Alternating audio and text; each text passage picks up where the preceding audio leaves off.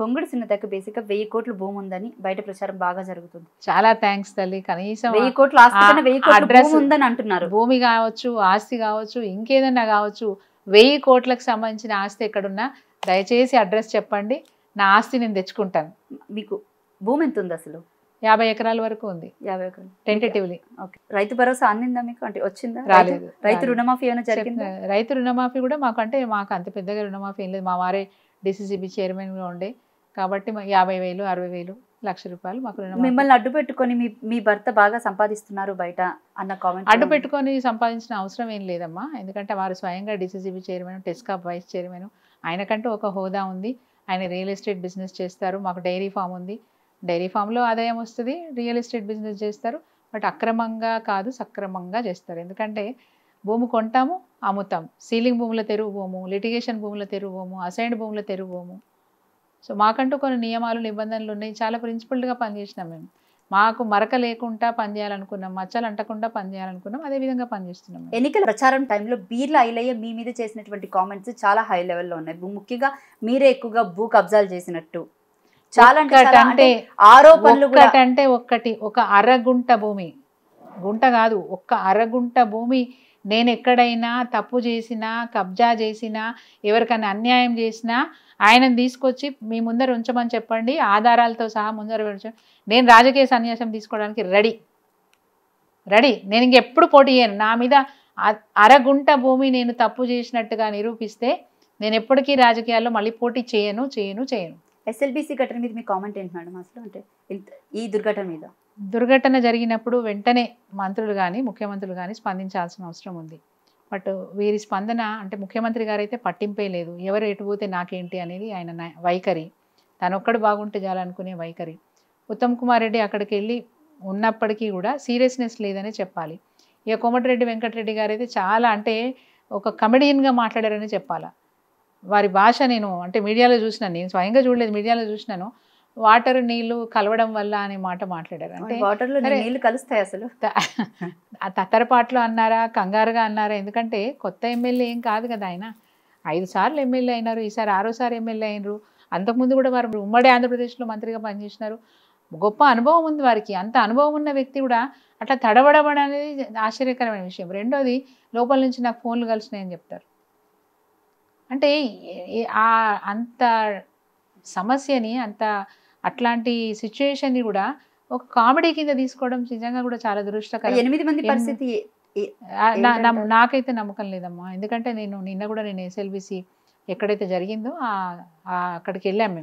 వెళ్ళినప్పుడు జార్ఖండ్ లేబర్ ఎవరైతే అక్కడ వచ్చి పనిచేస్తున్నారో వాళ్ళతో మేము మాట్లాడాం. మరి చాలా స్పష్టంగా చెప్తున్నారు. హడ్డీ బీ మే నై మిల్తా అన్నాడు ఒక వ్యక్తి, ముఖేష్ అతని పేరు. చాలా స్పష్టంగా చెప్పాడు, హడ్డీ బీ నై మిల్తా వాపే, జాన్ క్యా బచాతే అన్నాడు. ప్రాణాలు ఏం కాపాడతారండి, వాళ్ళ ఎముకలు కూడా దొరకవు అని చెప్పి అన్నాడు. బొక్కలు కూడా దొరకవు మీకు అని అన్నాడు. 3 అంతస్తులలో ఉంటుంది ఆ మిషను. నేను నీ పని ఏంటని అడిగాను. డీవాటరింగ్ చేసే మిషన్ ఆపరేటర్ అంట అతను. చెప్పాడు అది ప్రమాదం జరగబోతుందని ముందుగానే మాకంటే ముందు షిఫ్ట్లో ఉన్నవాళ్ళు, నైట్ షిఫ్ట్లో ఉన్నవాళ్ళు ఇంజనీర్లకు చెప్పినారు. ఇంజనీర్లు 2-3 నెలల నుంచి లీకేజీలు అవుతూ ఉన్నాయి కదా, ఏం జరగదులే అని చెప్పి వాళ్ళు సమాధానం చెప్పినారు. మేము 8 గంటల షిఫ్ట్కి పోయినాము. 8:30కి పైనుంచి కూలుతున్న సందర్భంలో ఆ పైన వ్యక్తి బాగో అని గట్టిగా అరిచినాడు. పెద్ద శబ్దం రాగానే మేము 3.5 కిలోమీటర్లు పరిగెట్టుకుంటూ బయటకు వచ్చేసినాము. ఆ పడ్డప్పుడు ఏవైతే ఆ మిషన్కి సంబంధించిన పరికరాలు అవి ఊడిపోయి ఆ వరదకి 300 మీటర్లు 400 మీటర్లు కొట్టుకొచ్చినాయని చెప్తున్నాడు ఆ వ్యక్తి. అంటే అంత పెద్ద యాక్సిడెంట్ అది. ఆయన అదే అంటాడు, ఇంత పెద్ద యాక్సిడెంట్లో ఎట్లా 8 మంది బతుకుతారని మీరు చెప్తున్నారు, ప్రాణాలతో ఉన్నారా అని మీరు ఎట్లా అడుగుతున్నారని నేను మమ్మల్ని ఉల్టా క్వశ్చన్ వేసిండు. ఉనకా హడ్డీ బీ नहीं मिलता आपको, अगर बचाना है तो हम ही बचा देना.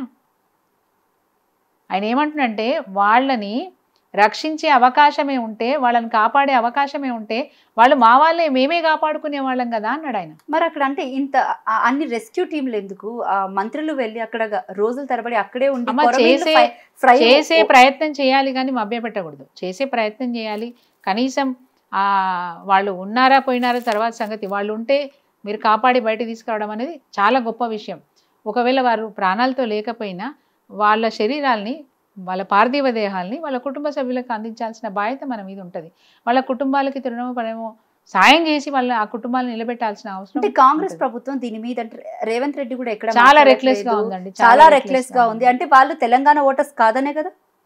అది మనం ఎందుకు చెప్తాం, పని మనదేగా, పనిది మనదేగా. ఇప్పుడు అక్కడ జరిగిన యాక్సిడెంట్ అంటే వాళ్ళ గురించి ఎవరు వచ్చి క్వశ్చన్ చేయట్లేదు. జరిగిన యాక్సిడెంట్ వల్ల 3 నెలల వరకు పని చేయలేని పరిస్థితి అక్కడ, నెంబర్ 1. నెంబర్ 2, మీరు మళ్ళీ పనులు మొదలు పెట్టాలంటే ఇంకొక సంవత్సర కాలం పడుతుంది. అంటే టైము ల్యాప్స్ అవుతున్నా కొద్దీ నీళ్ళు అందే అవకాశం ఎక్కడ ఉంటుంది? ఇక్కడ నీళ్ళ గురించి మాట్లాడుతున్నారు తప్ప మనుషుల గురించి ఎందుకు మాట్లాడట్లేదు? 8 మంది కుటుంబాలు అక్కడ. అవునండి, 8 కుటుంబాలు నష్టపోయినాయి. అదే కదా మేము ప్రశ్నించడానికే కదా నిన్న పోయింది. మేము అంటే వాళ్ళ తరఫున ఎవరు వచ్చి మాట్లాడట్లేదు కాబట్టి ప్రభుత్వం ఇంత రెక్లెస్ గా ఉందని అనుకోవచ్చు. మాట్లాడట్లేదు కదా, గవర్నమెంట్ ఏమి పట్టించుకోవట్లేదు, ఇప్పటి వరకు కూడా పట్టించుకోవట్లేదు. అంటే వాళ్ళు కేవలం తెలంగాణ ఓటర్స్ కాదు కాబట్టి పట్టించుకోవట్లేదు. అది వాళ్ళకే తెలిసి ఉండాలి. మనిషి ప్రాణం అమ్మ, మనిషి ప్రాణం. తెలంగాణ అయితేంది, ఓటర్ అయితేంది, కాకపోతే అంటే ఈ గ్యాప్ లో ఎమ్మెల్సీ ఎలక్షన్స్ కి ఓట్లు అడగడానికి తిరిగే టైం ఉంది తప్ప, లేదా ఢిల్లీకి వెళ్ళడానికి టైం ఉందే తప్ప ఇక్కడ రేవంత్ రెడ్డి గారికి ఎవరు ఏమైనా ఆయనకు సంబంధం లేదు. ఎందుకంటే సంవత్సర కాలంగా ఆయన పాలన చూస్తూ ఉన్నాం. మూసీ బాధితులను చూసినాం, హైడ్రా బాధితులను చూసినాం, ఈరోజు ఎస్ఎల్బిసి బాధితులను చూస్తూ ఉన్నాం, లగచర్ల బాధితులను చూసినాం. అక్కడ సజీవ సమాధి అయినట్టు కనబడుతుంది, తెలుస్తుంది. అసలు అన్యాయంగా మా పిల్లల పుస్తకాలు తీసుకోకుండా ఇల్లు గుల్లగొట్టేసి బయటికి వెళ్ళగొట్టినారు, వండిన అన్నం కింద బార పోసినారు.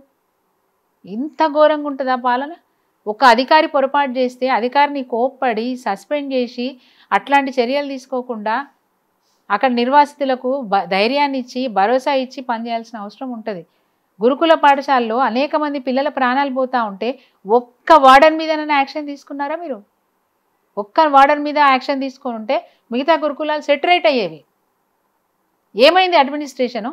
ఎంతమంది పిల్లలు ఈరోజు హాస్పిటల్ పాలవుతూ ఉన్నారు. వారి ఆరోగ్యాలు దెబ్బతినడం కాదు, వాళ్ళ అకాడమిక్ ఇయరే దెబ్బతింటా ఉంది, వాళ్ళ విద్యా సంవత్సరం దెబ్బతింటా ఉంది, వాళ్ళ చదువులు దెబ్బతింటా ఉన్నాయి.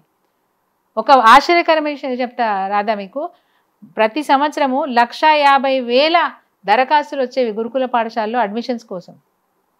ఈసారి ఎన్ని వచ్చినాయి? గవర్నమెంట్ చెప్పిన గణాంకాలే చెప్తున్నాను నేను, 70,000 దరఖాస్తులు వచ్చినాయి. అంటే సగానికి పడిపోయినాయి దరఖాస్తులు. తల్లిదండ్రులకు ఎవరికి కూడా గురుకుల పాఠశాలకి పిల్లలు పంపించాలనే ఆలోచనే లేదు, ధైర్యం చేయలేదు. ఎందుకు భయపడుతున్నారు మా పిల్లలకి ఏమన్నా జరుగుతుందని చెప్పి. నిజంగా మీకు ఇంకో విషయం కూడా చెప్తాను. మేము ఎమ్మెల్యేగా ఉన్నప్పుడు గురుకుల పాఠశాలలు ప్రారంభిస్తా అన్నప్పుడు నేను కొట్లాడి మా దగ్గర ఒక మైనారిటీ బాలికల పాఠశాల పెట్టించినాను, తర్వాత బీసీ మహిళల పాఠశాల పెట్టించినాను, గర్ల్స్ బీసీ రెసిడెన్షియల్ స్కూల్. ఈ 2 కూడా మంచిగా నడుస్తూ ఉన్నాయి. నా దగ్గరే కాదు, రాష్ట్ర వ్యాప్తంగా ఎవరైనా సరే గురుకుల పాఠశాలలో మా పిల్లలకు సీట్లు ఇప్పించండి అని చెప్పి ఎమ్మెల్యేలు వెంబడి పడేవారు. మేము వాళ్ళకి చెప్పేవాళ్ళం, అమ్మ దానికి రాత పరీక్ష ఉంటుంది, రాత పరీక్షలో మంచి మార్కులు వస్తేనే మీకు సీట్లు వస్తాయి, మేము చెప్పినా వీటికి నడవదు, పారదర్శకంగా చేస్తున్నారు, దీంట్లో రికమెండేషన్ నడవమ్మా అని చెప్పేవాళ్ళు. మా దగ్గరకు వచ్చి కాళ్ళ మీద పడి ఏడ్చేవాళ్ళు, మా పిల్లలకి మేము చదివించుకోలేకపోతున్నాము, మేము పేదవాళ్ళము, మా వాడు పొరపాటు చేసినాడు, ఎగ్జామ్ బాగా రాయలేదు, గురుకుల స్కూల్లో ఎట్లన్నా చేసి మాకు సీట్ ఇప్పియండి అని చెప్పి బతిలాడే సందర్భాలు చూసినాం మేము. అట్లాంటి గురుకుల స్కూల్స్కి ఈరోజు అప్లికేషన్స్ పెట్టుకోవడానికి కూడా తల్లిదండ్రులు ఇష్టపడతలేరంటే వ్యవస్థ ఎటుపోయింది. ముందు అసలు బీఆర్ఎస్ పార్టీ కాంగ్రెస్ ప్రభుత్వంతో ఏ విధమైన ఫైట్ చేయబోతుంది? ప్రజలు జరుగుతున్న అన్యాయం మీద మేము మాట్లాడుతూనే ఉంటారు తప్ప ఎక్కడ అంటే పోరాటం చేస్తూనే ఉంటాం. వాళ్ళకి న్యాయం జరిగే వరకు కొట్లాడతాం, న్యాయం జరిగేంత వరకు కొట్లాడతాం. ఎంతమంది జరిగిందని చెప్పకండి, ఎంతవరకైనా పోతాం, న్యాయం జరిగేంత వరకు పోతాం. తెలంగాణ రాష్ట్రంలో ప్రజలకి చైతన్యవంతులమ్మ, వాళ్ళు చాలా చైతన్యవంతులు. వాళ్ళు చేసిన తప్పేందో వాళ్ళకి తెలిసి వచ్చింది, వాళ్ళు తీసుకున్న నిర్ణయం వాళ్ళకి తెలిసి వచ్చింది, మేము తప్పుడు నిర్ణయం తీసుకున్నామని తెలిసి వచ్చింది. ప్రజలు ఈరోజు జాగృతం చెందుతూ ఉన్నారు. మళ్ళీ నిరుద్యోగులు బాధపడుతున్నారు, ఉద్యోగస్తులు బాధపడుతున్నారు, అన్ని రంగాల్లో పనిచేస్తున్న వాళ్ళు ఈరోజు ప్రభుత్వం మీద నిరసనలు వ్యక్తం చేస్తున్నారు, రోడ్డు మీదకి వచ్చి. ఆఖరికి పోలీస్ శాఖలో పనిచేస్తున్న కానిస్టేబుల్స్ రోడ్డు మీదకి వచ్చినారు, పోలీస్ శాఖలో పనిచేస్తున్న కానిస్టేబుల్స్ కుటుంబాలు రోడ్డు మీదకి వచ్చినాయి. అంగన్వాడీ సెంటర్లో వాళ్ళంతా బీఆర్ఎస్ కార్యకర్తలే, బీఆర్ఎస్ కి సంబంధించిన మనుషులే, బీఆర్ఎస్ వాళ్ళే దగ్గరుండి చేయిస్తున్నారన్న కామెంట్స్ ఏమో ఓ పక్క. ఆశా వర్కర్లు బీఆర్ఎస్ కార్యకర్తలే కదా, అంగన్వాడీ వాళ్ళు బీఆర్ఎస్ కార్యకర్తలే, మధ్యాహ్న భోజనం వండి పెట్టే కార్మికులు బీఆర్ఎస్ కార్యకర్తలే, నిరుద్యోగులు బీఆర్ఎస్ కార్యకర్తలే, ఉద్యోగులు వీళ్ళంతా కదా. ఈ బీఆర్ఎస్ కార్యకర్తలే రేపు కాంగ్రెస్ పార్టీకి బుద్ధి చెప్తారంటున్నా. ఈ బీఆర్ఎస్ కార్యకర్తలే, సో కాల్డ్ బీఆర్ఎస్ కార్యకర్తలే డెఫినెట్గా రేపు కాంగ్రెస్ పార్టీకి బుద్ధి చెప్తారు. ఈ రోజు వరకు భరిస్తూ వచ్చినారు. రేపు భవిష్యత్తులో ఏం జరుగుతుంది అని చెప్పనా, ఎమ్మెల్యేలను ఊళ్ళో తిరగకుండా చేస్తారు.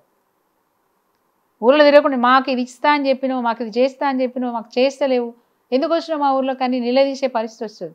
ఎవరు అక్కర్లేమ్మా, ఆడవాళ్ళు చాలు, ఆడవాళ్ళు చాలు. వాళ్ళకి ఎన్ని మాటలు ఇచ్చి ఎంత మోసం చేసిరో ఆడవాళ్ళే ఎండగడతారు. ఎవ్వరు చెప్పాల్సిన అవసరం లేదు.